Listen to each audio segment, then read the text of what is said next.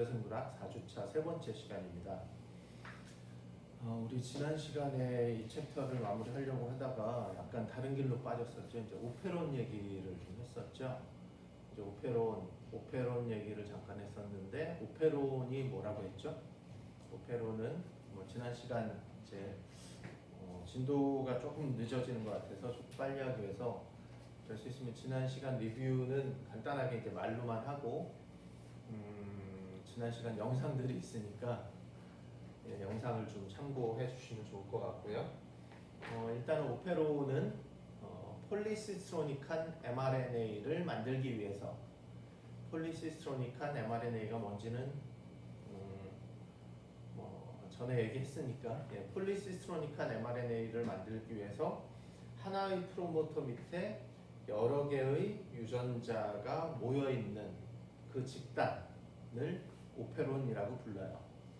나중에 중간고사가 끝난 다음에 트랜스크립션에 대해서 공부를 하고, 프로캐리어트 트랜스크립션에 대해서 공부를 하고, 그 다음에 몇 가지 이제 오페론과 박테리오파지의 생활사 이런 것들을 이제 트랜스크립션 레귤레이션의 예로서 이제 배우게 되는데, 그때 오페론은 좀 더 자세하게 하기로 하고, 되게 재밌는 메커니즘들이 몇 가지가 있거든요. 그런 것들에 대해서는 나중에 배우고, 일단 오페론의 정의만 좀 확실하게 생각하고 갑시다. 오페론의 정의는 폴리시스트로닉한 mRNA를 만들기 위해서 하나의 프로모터 밑에 여러 개의 유전자가 존재하여서 실제로 폴리시스트로닉한 mRNA, 즉 하나의 mRNA에 여러 개의 오픈 리딩 프레임이 존재하는 그런 mRNA를 만들게 되는 그런 집단적인 그런 유전자의 구조를 오페론이라고 부릅니다. ORF. 오페론은 왜 만든다고 했죠? 오페론은 왜 그 유전자들이 오페론으로 묶여 있느냐, 그 문제예요. 그러니까 오페론이 무엇이냐, 오페론은 정의가 있고, 왜 오페론을 만들어야 되느냐, 걔네들은 왜 오페론으로 이렇게 묶여 있느냐, 여러 개 유전자가 뭐라고 했어요? 그 유전자들은 대부분 메타볼릭 패스웨이에 관련되는 엔자임들이에요. 그래서 하나의 엔자임이 발현이 많고 또 다른 엔자임의 발현이 적으면, 오히려 발현이 많은 엔자임이 열심히 일을 했는데 그 다음 엔자임이 발현량이 적으면 일할 개수가 적어지잖아요. 그러면 앞에서 열심히 일했는데 그 다음 애가 일을 안 하고 있으니까 여기 계속 축적이 되겠죠. 그 세포 내에서 쓸 수 없는 물질들이 축적이 되는 거예요. 그러니까 기껏 만들어 놓고 못 쓰게 되는 경우. 그런데 사실은 이 엔자임들을 만들기 위해서도, 각각의 엔자임들을 만들기 위해서도 일단 트랜스크립션 해야 되고, 또 트랜슬레이션 해야 되고, 또 위치 잡아야 되고, 여러 가지 할 일들이 많고 거기에 쓰는 에너지가 많은데, 그 엔자임들이 또 열심히 일한 게 쓰레기가 되는 거예요. 그러니까 이런 메타볼릭 패스웨이에 관여하는 엔자임들은 어느 것 하나가 너무 많고 어느 것 하나가 너무 적으면 일단은 문제가 생겨요. 차라리 적으면 다 적은 게 낫지, 어떤 건 많고 어떤 건 적으면 그 많은 걸 만들기 위해서 또 에너지를 쓰니까. 그러니까 걔네들 같은 경우는 될 수 있으면 어느 정도의 양이 비슷한 게 좋은 거예요. 그러니까 두 개의 단백질, 한 세포 내에서 두 개의 단백질의 양이 비슷하려면 각각의 유전자로부터 각각의 트랜스크립션 되는 양이 비슷하고 트랜슬레이션 되는 양이 비슷해야 되는데, 사실은 트랜슬레이션 되는 것도 약간 조절이 있긴 하지만 대부분 세포 내에서 어느 유전자가 단백질로 발현되는데 그 단백질이 많다, 적다를 결정할 수 있는 것은 트랜스크립션과 트랜슬레이션의 곱으로 이제 단백질의 양이 결정될 텐데, 대부분 트랜스크립션에 의해서 결정돼요. 그러니까 트랜스크립션이 많이 되면 단백질 트랜슬레이션은 어느 정도 계속 일어나기 때문에, 트랜스크립션이 많이 되면 최종적으로 단백질의 양이 많고, 트랜스크립션이 적으면 그 다음이 어느 정도 되더라도 원래부터 트랜슬레이션 할 거가 적으니까, mRNA가 적으니까 최종적으로 만들어진 단백질의 양이 적어요. 그러니까 거의 세포 내에서 90% 훨씬 이상 단백질의 양을 결정하는 것은 트랜스크립션의 양이에요. 그러니까 이 두 단백질의 양을 두 유전자로부터 두 단백질의 양을 비슷하게 맞추려면 각각이 트랜스크립션의 양이 비슷해야 되는데 트랜스크립션의 양을 비슷하게 할 수 있는 방법은 각각의 유전자 앞에 존재하는 RNA 폴리머레이즈가 바인딩하는 위치, 바인딩하는 자리, 프로모터 시퀀스를 똑같은 시퀀스를 가지면 아무래도 RNA 폴리머레이즈가 여기 바인딩을 할 확률이 같으니까 비슷한 mRNA 양이 나올 수 있죠. 그런데 그거는 이제 확률적인 거고 그리고 비슷한 거고 근데 이 오페론으로 묶어두는 이유는 비슷한 것조차 용납하지 않겠다. 그냥 똑같았으면 좋겠다. 똑같았으면 mRNA 양이 똑같았으면 좋겠다. 그러면 각각 트랜슬레이션도 샤인달가노 시퀀스가 거의 같으면 똑같은 확률로 트랜슬레이션 될 텐데 그러니까 mRNA 양을 비슷하게 단백질의 양을 비슷하게 하면 비슷하지 않고 좀 차이가 많이 날 테니까 일단 mRNA 양을 똑같이 만들겠다. 그렇게 하기 위해서 하나의 mRNA로 만들어지도록 이렇게 묶어놓은 거예요. 이해 가나요? 예, 이 부분까지 정도는 중간고사에 나와요. 중간고사에 나올 수 있으니까 이 부분은 숙지해 주세요. 오페론에 관련된 얘기. 오페론이 무엇이냐? 오페론이 무엇인지, 오페론의 정의, 그리고 그 유전자들은 왜 오페론으로 묶여 있는가? 그 두 가지. 요거는 이제 기말고사에 낼 문제인데, 뭐라 그랬죠? 오페론이 프로캐리어트에는 있고 유캐리어트에는 없는 이유. 오페론이 성립을 하려면 폴리시스로닉한 mRNA가 만들어져야 되고 이 폴리시스로닉한 mRNA로부터 각각의 오픈 리딩 프레임이 트랜슬레이션 되어야 되는데 프로캐리어트에는 폴리시스로닉한 mRNA가 만들어지더라도 첫 번째 ORF, 두 번째 ORF, 세 번째 ORF에서 각각 단백질이 만들어질 수 있어요. 왜냐하면 라이보솜이 각각의 ORF 앞에 존재하는 어디에? 샤인달가노 시퀀스에 바인딩해서 트랜슬레이션 할 수 있으니까. 그런데 유캐리어트는 어떻다 그랬어요? 유캐리어트는 라이보솜이 어디 가서 붙는다고? 캡에 가서. 캡은 어디 있어요? 5' 끝쪽에. mRNA의 5' 끝쪽에 존재하는 캡에 가서 붙어서 캡에서 가장 먼저 나오는 AUG 5'에서 3'으로 이동하면서 처음 나오는 AUG부터 트랜슬레이션하고 떨어져요. 그러니까 중간중간에 만약에 폴리시트로닉한 mRNA가 만들어진다고 하더라도 첫 번째 ORF 말고 두 번째, 세 번째 ORF가 트랜슬레이션 될 수가 없어요. 그러니까 트랜슬레이션 될 수도 없는 아이를 폴리시스로닉한 mRNA를 만들지도 않을 것이고 폴리시스로닉한 mRNA를 만들기 위해서 한 프로모터 밑에 여러 개의 유전자가 모여있는 이러한 오페론이라는 것이 만들어질 이유가 없겠죠. 그래서 실제로 유캐리어트에는 오페론이 존재하지 않아요. 그래서 기말고사에 내는데 보통 간단한 5점짜리 문제로 제 시험은 첫 시간에 얘기한 것처럼 100% 주관식이고요. 그 다음에 보통 한 14문제가 나오고 A4용지 한 4장 정도가 여러분이 답안지를 써야 되는 자리로 남겨져 있어요. 그래서 거기에 이제 100% 보통은 한 10점에서 15점짜리 문제가 있고 20점짜리 좀 큰 문제가 있고 단답형으로 쓸 수 있는 것은 이제 5점짜리 문제 이렇게 돼 있어요. 그래서 각각의 칸을 이렇게 남겨두는데 문제하고 칸을 남겨두고 여기다가 쓰시고 모자라면 뒷장은 여백이니까 쓰셔도 되고 이렇게 되는데 어쨌든 짧은 5점짜리 문제로 뭘 기말고사에 내냐면 유캐리어트에서 오페론이 프로캐리어트에는 있고 유캐리어트에는 없는 이유 하면 여러분들은 그냥 간단하게 한 줄로 프로캐리어트와 유캐리어트의 트랜슬레이션 메커니즘이 다르기 때문이다 라고 써주시면 돼요.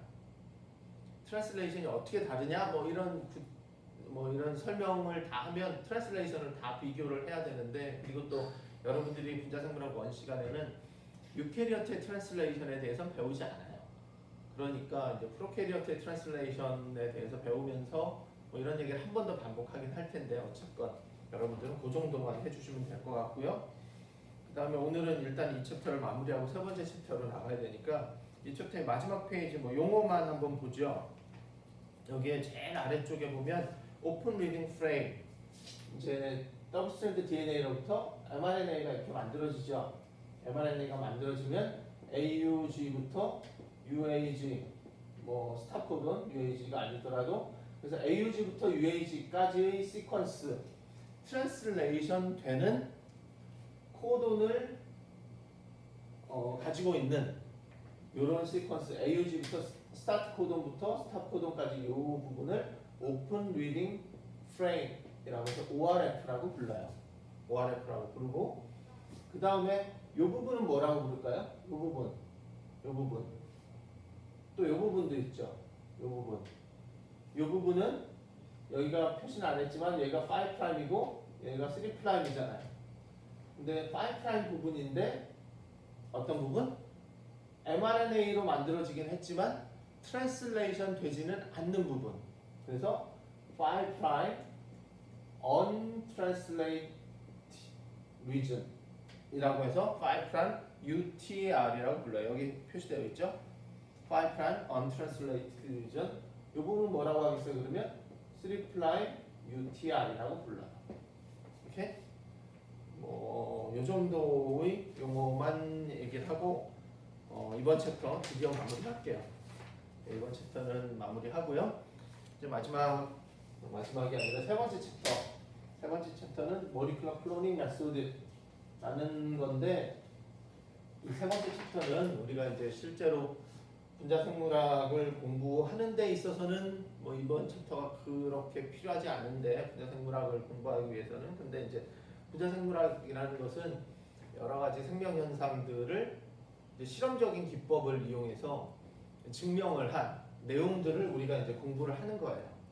그런데 그러면 이제 여러 가지 교과서에 나와 있는 내용들이 여러 가지 실험 방법들을 통해서 증명이 된 것인데, 그래서 분자생물학에서 사용하는 여러 가지 실험적 기법에 대해서 조금이나마 좀 맛을 보자 라는 의미인데, 여러분들이 지금 이게 2학년 2학기니까 뭐 1학년 생화학 시간, 생화학 실험, 그리고 또 지금 분자생물학 실험하고 있잖아요. 예. 실험은 또 이번 학기에는 대면으로 좀 하죠. 이번 주부터. 예. 사실은 실험은 지난 학기 여러분들은 일부 학생들은 대면으로 하고 일부 학생들은 그냥 끝까지 비대면으로 생화학 실험을 했던 것 같은데, 실험은 대면으로 했어야 되는데 좀 아쉬워요. 뭐 어쨌거나 모리큘러 클로닝 메소드라는, 그래서 이 챕터에서는 뭘 공부할 거냐면 하나의 유전자를 여기 타이틀이 있죠. 클로닝이 뭐죠? 클로닝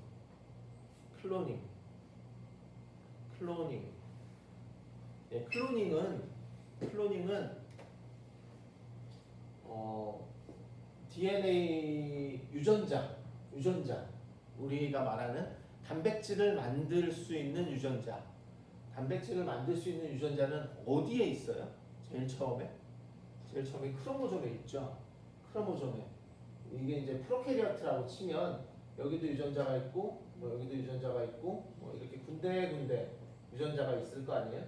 그럼 이 유전자를 우리가 어느 한 유전자만 떼어내어서, 혹은 이 유전자만 증폭해서, 나중에 이제 PCR이라는 방법에 대해서 공부할 텐데, 이 유전자 부분만 증폭을 해서 여기 A라는 유전자, B라는 유전자, C라는 유전자, 뭐 여러 가지 유전자가 있다고 치면 그 중에 내가 원하는 A라는 유전자만 특별히 벡터라고 하는 곳에 이렇게 옮기는 과정을 클로닝이라고 불러요. 클로닝. 그러면 지노믹 DNA 상에 존재하는 이 DNA의 내 특정 어느 유전자를 이런 벡터로 옮기는 과정을 클로닝이라고 하는데, 그럼 이걸 클로닝을 왜 하냐는 거예요. 클로닝을 해서 뭐 어쩔 건데, 뭐 우리 몸속에 가지고 있는 뭐 어느 특정, 이건 프로캐리어트니까 어느 박테리아나 뭐 이런 미생물이 가지고 있는 특정 유전자를 이렇게 벡터로 옮겨서 뭘 할 거냐, 뭘 할 거냐. 그래서 클로닝은 왜 하는데가 문제가 나오는데, 다시 돌아가면 저는 이제 저는 전공이 원래 이제 세포생물학, 분자생물학, 세포생물학 뭐 이런 쪽이고요. 연구는 주로 암과 관련된 유전자 혹은 특별히 암 중에서도 암의 전이를 유발하는 유전자가 어떻게 발현되고 그 아이들이 어떤 일을 통해서 암세포가 이제 전이가 되는지에 관련되는 내용을 공부를 하고 있어요. 저희 실험실에서는. 그러니까 저는 주로 이제 뭐 어떤 얘기든 이제 제가 하는 실험과 관련된 암과 관련된 얘기를 이제 예로 드는데, 제가 지금 하고 싶은 얘기는 우리는 이제 모리큘러 클로닝에 관련된 클로닝을 하기 위한 여러 가지 실험 기법들에 대해서 이제 설명을 할 건데, 이번 주 다음 주 정도까지 될 것 같아요. 어쨌든 그런데 그러면 이제 클로닝을 왜 하는데, 왜 뭘 하기 위해서 클로닝을 하고 이걸 통해서 어떤 결과를 알 수 있는데, 이제 그게 중요한 거잖아요. 그러니까 여러분들이 우리 몸속에는 유전자가 한 2만 개에서 3만 개 정도 있다고 해요. 그러니까 단백질이 만들어질 수 있는 트랜스크립션 mRNA로 만들어서 이제 단백질이 되는 그런 유전자가 한 2만 5천 개 평균적으로 생각해 봅시다. 2만 5천 개가 있다고 쳐요. 그러면은 보통은 이제 암세포, 암 환자가 이제 암덩어리가 있을 거고 또 정상 조직이 있을 거잖아요. 그러니까 내가 어떤 유전자의 발현이 많아지면 암이 되고 어떤 유전자의 발현이 적어지면 또 암이 일어나지 않는지, 뭐 뮤테이션도 있고 뭐 그런 건 생각하지 말고 일단은 어떤 유전자의 발현, 그러니까 단백질로 발현되는 걸 말하는 거예요. 발현이 특정 질병과 관련이 있다라고 한다면 그거 어떤 유전자가 암을 유발하는 데 있어서 중요한지를 알아보는 실험을 하고 싶어요.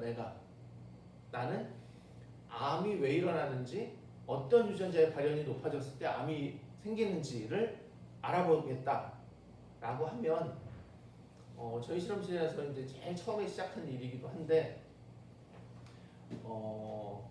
암 환자, 실제로 암 수술을 받으러 온 환자의 동의를 받아서 암을 제거하기 위해서는 이제 수술적 요법으로 암을 특정 기관에서 암 조직 부분을 이제 제거를 해야 되는데, 이 암 조직을 제거하면서, 그러니까 위암이라고 치면 여기에 이제 특정 암덩어리가 생겼어요. 암덩어리가 생겼으면 이걸 수술적으로는 보통 꽤 많은 부분을 제거하거든요.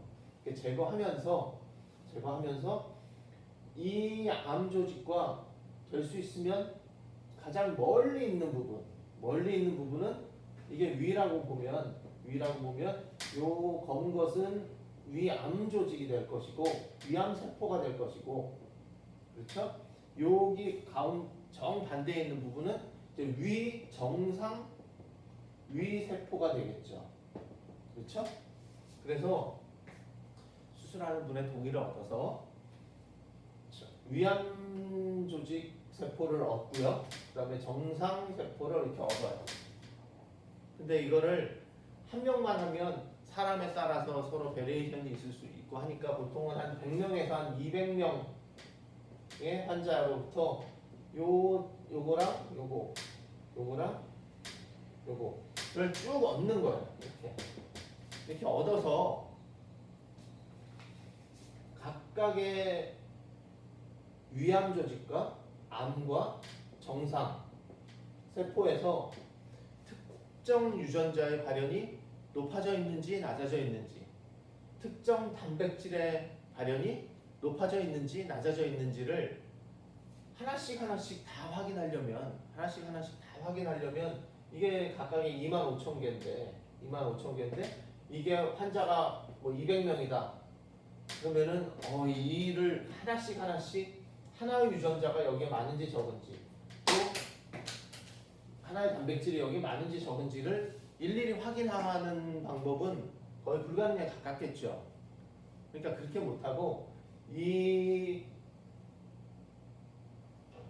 여기에서 보통은 아까 단백질의 양은 오페론 얘기할 때 mRNA의 양에 거의 비례한다고 그랬죠. mRNA의 양이 많으면 많고 mRNA의 양이 적으면 대부분 단백질의 양이 적어요. 물론 예외는 있어요. 예외는 있지만 대부분 90% 이상은 mRNA 양이 이 단백질의 양을 결정해요. 그러니까 뭐 지금은 단백질의 양을 25,000개 단백질에 25,000개의 서로 다른 단백질의 양을 이게 1번 환자, 2번 환자, 1번 환자에서 암 조직에서 단백질의 양을 쫙 한꺼번에 정상세포에서 단백질의 양을 쫙 한꺼번에 그래서 두 개를 비교하는 실험을 할 수 있어요. 지금은 뭐 100% 완벽하진 않지만 어느 정도 할 수 있어요. 그런데 그 방법은 좀 되게 돈이 많이 들어요. 그래서 더 쉽게 할 수 있는 방법이 뭐였냐면 1번 환자에서 암 조직에서 RNA를 뽑아요. mRNA를 뽑고 이거는 암 조직의 mRNA 2번에서 그러니까 1번 환자의 정상 조직에서 mRNA를 뽑아요. mRNA를 뽑으면 원래랑 좀 유사하게 암 조직의 mRNA는 파란색으로 합시다. 이게 1번 환자예요. 1번 환자에서 암 조직과 얘네들의 mRNA를 뽑아요. 그래서 각각의 유전자로부터 발현된 mRNA 양이 여기도 25,000 종류가 있을 것이고, 그렇죠? 유전자가 25,000개 있으니까 여기도 25,000 종이 있을 거잖아요. 종류가. 그렇죠? 그런데 그러면 이거를 지금 1번 환자에서 25,000 종의 mRNA가 쫙 여기 섞여 있고 여기 또 정상에서 25,000개의 mRNA가 섞여 있는데 그 mRNA의 유전자의 넘버를 1번부터 25,000번까지 매길 수 있죠. 이미 다 유전자 시퀀스는 다 알고 있으니까. 그래서 1번의 mRNA는 여기가 많은지 비교하고 2번의 mRNA는 여기가 많은지 3번 여기가 많은지 이렇게 이걸 다 비교를 하는데 이거를 한꺼번에 해요. 어떻게 하냐면 이게 이렇게 두 종류의 세포에서 각각의 세포에서 발현되고 있는 mRNA의 양을 유전자별로 비교할 수 있는 방법이 이제 요새는 또 다른 방법이 있는데 마이크로어레이라는 방법이 있어요. 마이크로어레이라는 방법은 무슨 방법이냐면 실제 사이즈가 한 요만해요. 여러분들 요거보다 훨씬 조금 작기도 한데 여러분들 현미경에 보면 현미경에 뭘 놓고 현미경으로 보려면 슬라이드 글라스가 있고 시료를 넣고 그 다음에 커버 글라스를 닫잖아요. 근데 그 커버 글라스 정도의 사이즈예요. 커버 글라스 정도의 사이즈로 되게 조그만 사이즈인데 여기에는 이거를 그냥 확대하면 이만하다고 칩시다. 이만하다고 치면 그렇죠? 이만하다고 치면 여기에는 이렇게 격자가 있어요. 격자가 있고 여기에 이렇게 이런 정사각형의 방들이 있는 거예요. 방들이 하나씩. 근데 이쪽에 100개, 이쪽에 200개 있으면 어떻게 돼요? 이게 몇 개의 방이에요? 2만 개죠. 맞나요? 100개, 1000개, 10,000개, 2만 개. 근데 유전자가 25,000개니까 여기에 뭐 이걸 늘려도 되지만 하여튼 정사각형으로 돼서 25,000개의 방이 있다고 쳐보세요. 어떻게 몇 개 돼야 25,000이죠? 하여튼 25,000개의 방이 있어요. 여기 방이 있는데 이 방에는 뭐가 있냐면 우리가 지노믹 DNA로부터 mRNA가 1번 유전자 mRNA가 이렇게 생겼고 2번 유전자 mRNA가 이렇게 생겼고 3번 유전자 mRNA 시퀀스 이 시퀀스를 다 알아요. 이미 이 시퀀스를 아니까 이 1번 mRNA가 이렇게 되어 있다면 이 1번 mRNA와 바인딩할 수 있는 상호적으로 바인딩할 수 있는 DNA 조각 이렇게 상호적으로 바인딩할 수 있는 이 DNA 조각을 100개를 여기다가 이렇게 세워요. 심어요. 이게 칩에다. 이게 칩인데 여기다가 1번 mRNA가 바인딩할 수 있는 DNA를 여기다가 심고요. 그 다음에는 여기는 이제 2번 mRNA가 바인딩할 수 있는 DNA 조각을 심고 이렇게 해서 25,000번째 mRNA가 바인딩할 수 있는 DNA 이렇게 쫙 심어놔요. 심어놓고 아까 다시 얘기한 대로 1번 환자에서 암 조직을 제거하고 그 암 조직에서 mRNA를 뽑아서 파란색으로 레이블을 해요. 파란색으로 레이블.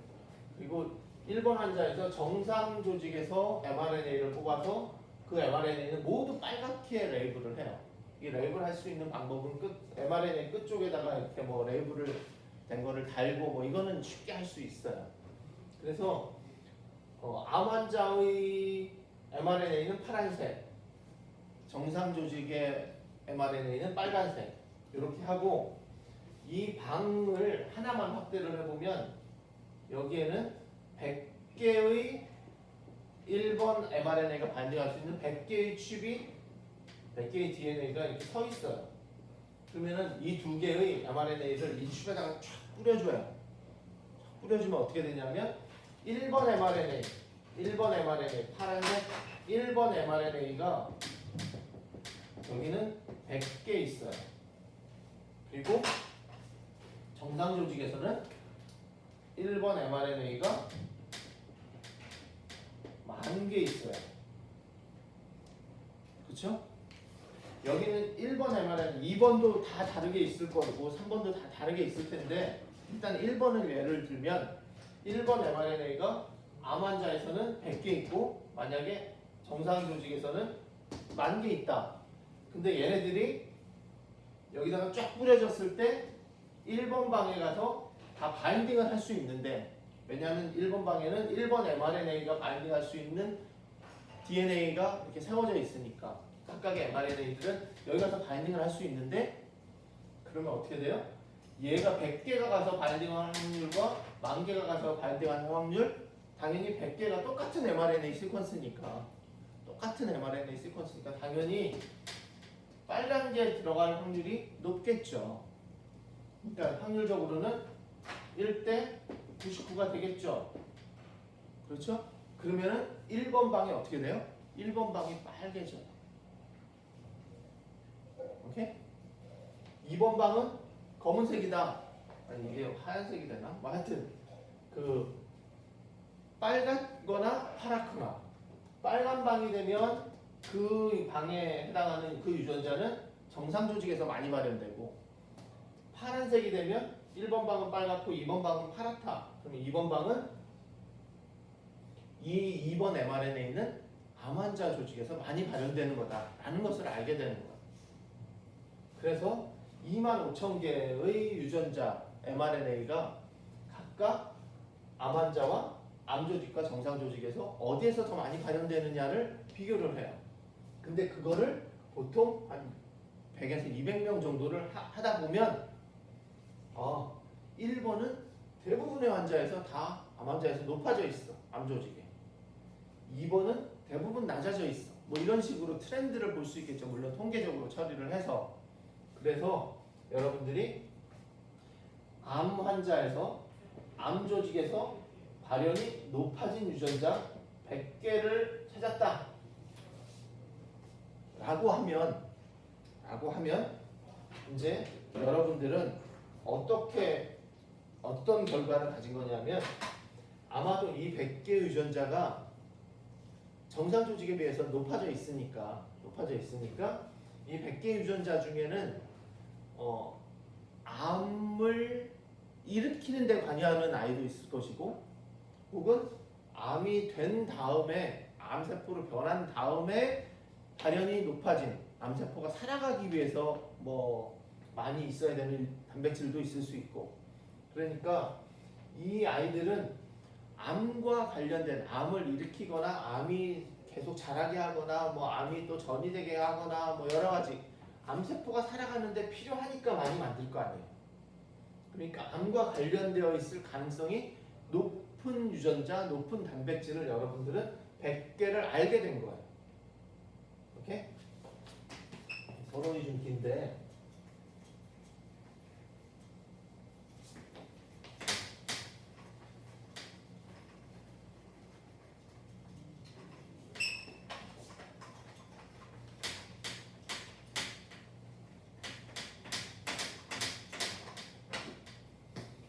그러면은 여러분들은 지금 뭘 알았냐면 암조직에서 발현이 높아지는 100개의 유전자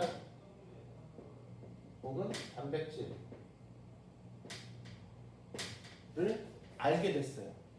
그러면 정말로 이제 이거는 이제 스크리닝이라고 하는데, 여러분들이 여러 가지 환자와 정상에서 여러 가지 마이크로 어레이 실험을 통해서 이 100개 유전자가 어떻게 정상 조직을 암 조직으로 만드는지, 혹은 정말로 만드는 게 맞는지, 이런 것들을 그 다음에 이제 실험적으로 증명을 해줘야 돼요.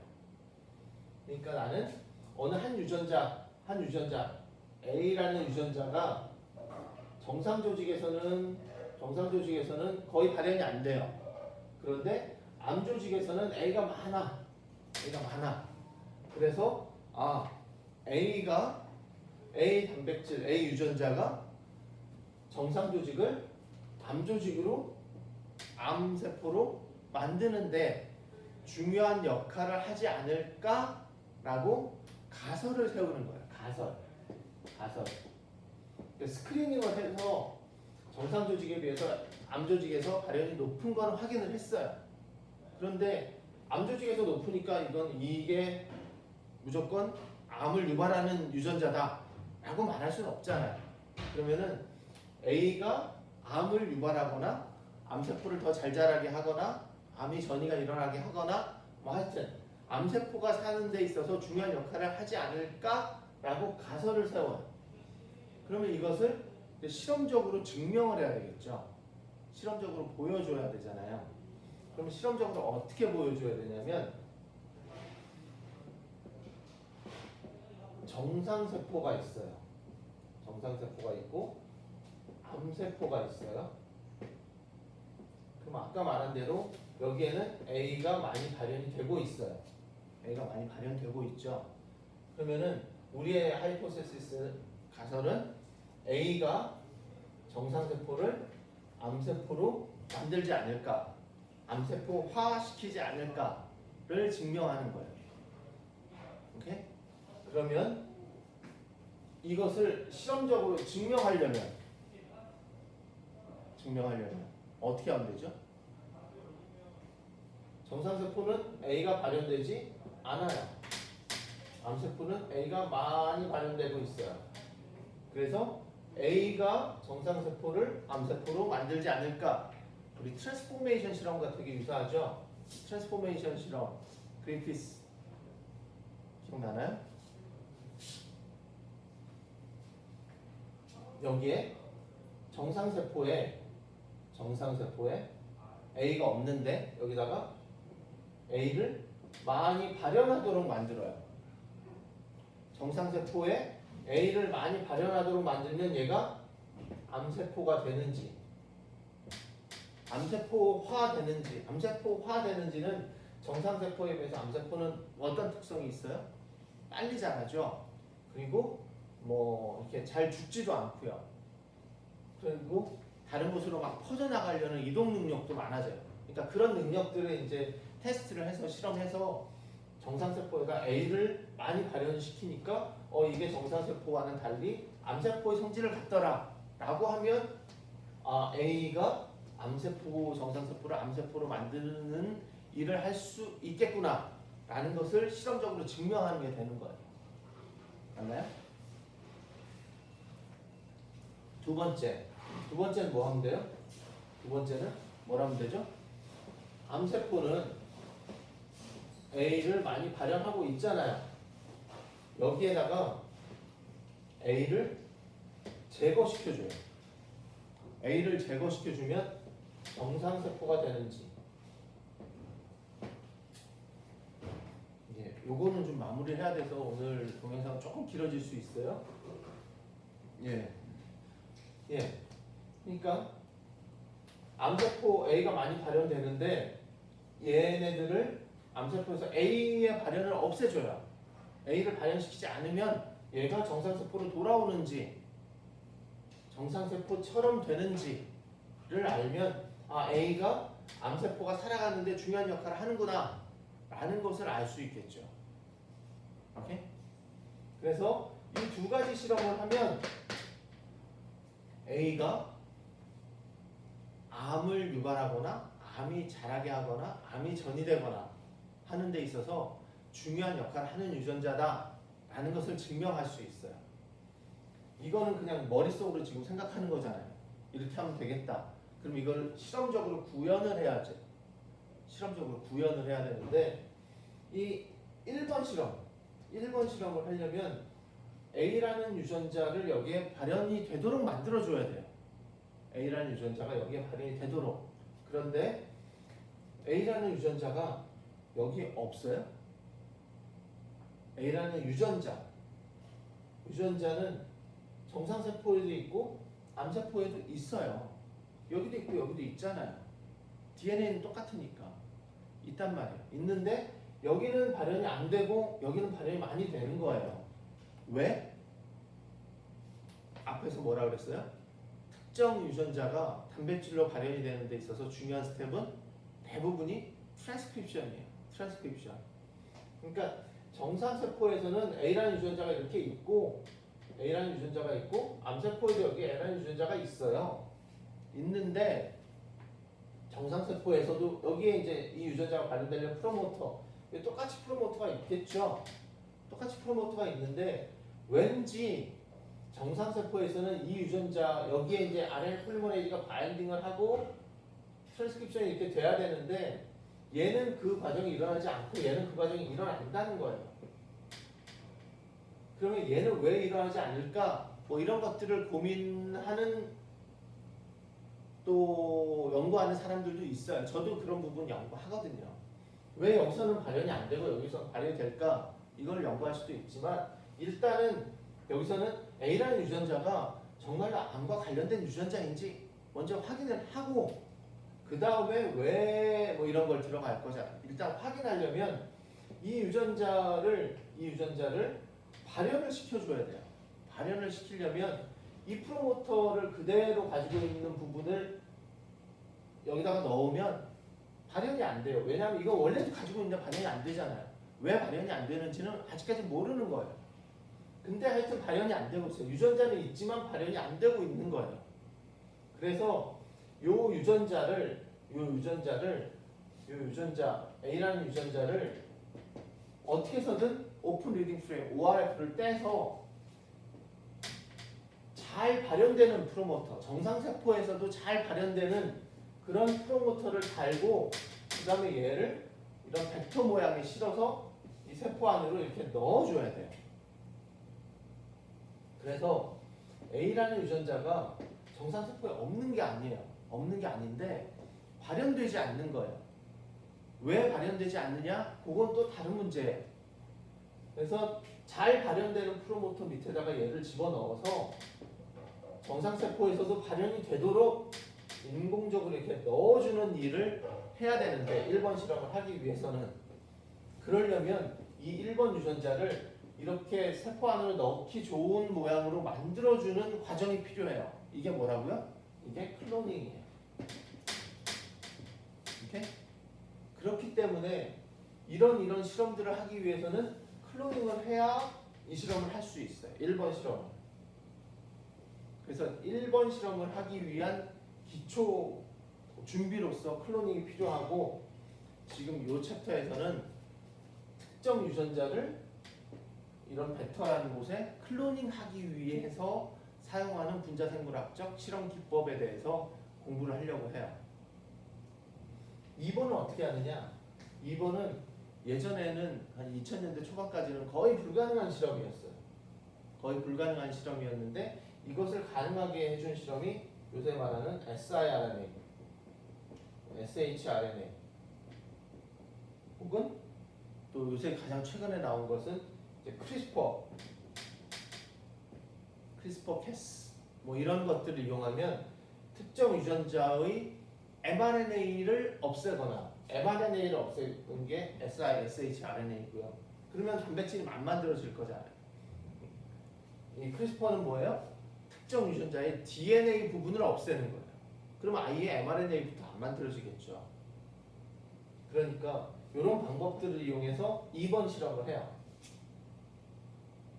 그러니까 이번 챕터는 1번 실험을 하기 위해서 클로닝이 필요하고 클로닝을 하기 위해서 여러 가지 필요한 실험 기법들에 대해서 좀 볼 거다.